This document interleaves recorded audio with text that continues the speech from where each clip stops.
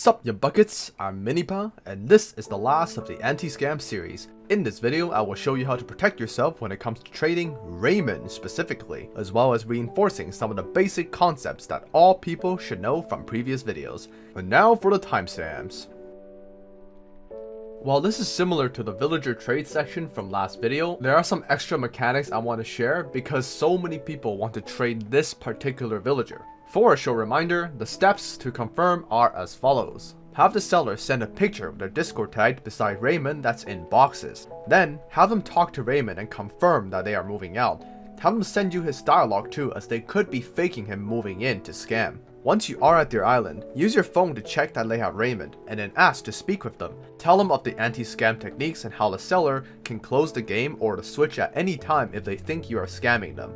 Remember, never surrender trade control. Once you get on the village, it starts to branch out from here.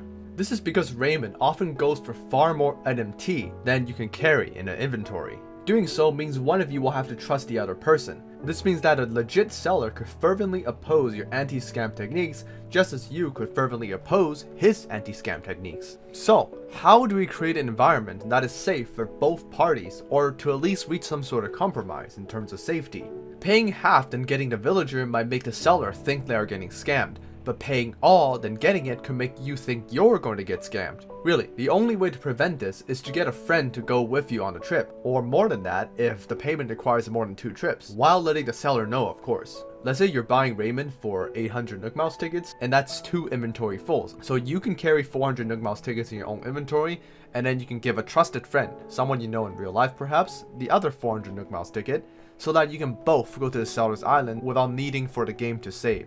If it's more than 800 Nook Mile tickets, you are going to ask for more people to aid you in this endeavor. Okay, so back to the example. Both of you will go to the seller's town with 400 Nook Mile tickets each. One of you will confirm that Raymond is indeed moving out. Then you will both drop your payments. However, once you and your friend has finished dropping the payment, your friend will remain in the inventory, as this blocks the seller from closing the session, kicking you both out. Once you both drop the payment, you will go to Raymond's house, check that he's there, speak to him, have him move to your town, and confirm that the transaction has indeed ended. Once you have talked to Raymond, leave first, and that's going to save the game, and then your friend will leave. Neither side is losing trade control. You don't have to leave the town and be at a seller's mercy, and a seller can close the game to do anti-scam if at any time they feel uncomfortable. Keep in mind that scammers that know of this method might try to persuade you that they only want one person on their island. They might pretend to be uncomfortable with the idea. I personally think that is illogical, because think of it this way. You're going online and opening your town to a random person to trade, and there's really no reason that you couldn't let a second person to come in, especially since they are there to make the buyer more comfortable. If they are uncomfortable with you giving part of the payment to your friend or friends, then I will proceed with caution. If they try to persuade you to surrender trade control, for example saying that drop half the payment first, leave and come back, then there's a very good chance that they are a scammer, because once that happens they can block you and there's nothing you can do about it. If someone is generally uncomfortable with the idea of doing these anti-scam procedures, it might be in both of your interests to actually not conduct a trade. Always, always, always protect yourself. Do not fall on pleading scammers that prey on the kindness and people's inability to deal with inconvenience. As unfortunate as it is, people do gaslight in Animal Crossing. While Animal Crossing is a wholesome game, some people, especially the unsavory ones, do see it as just a platform to conduct their actions. Some people might think this is too harsh or, being an asshole, but many scammers will conduct themselves in a way that make cautious behavior seems like asshole behavior. Some of them will even attempt to guilt trip you into lowering your guard so that they can scam you. Really, that's a harsh lesson. Sometimes you trust people online thinking that you're doing a kind thing, and you do get bitten in the ass. Frankly, all of these cases are very specific. Sometimes if you surrender trade control, the other person can easily complete the trade. Not everybody is a scammer. Regardless, I can't really set a straight guideline for this, but the one thing to always remember is to never surrender trade control. And remember, you do not have to get the other party to surrender trade control either.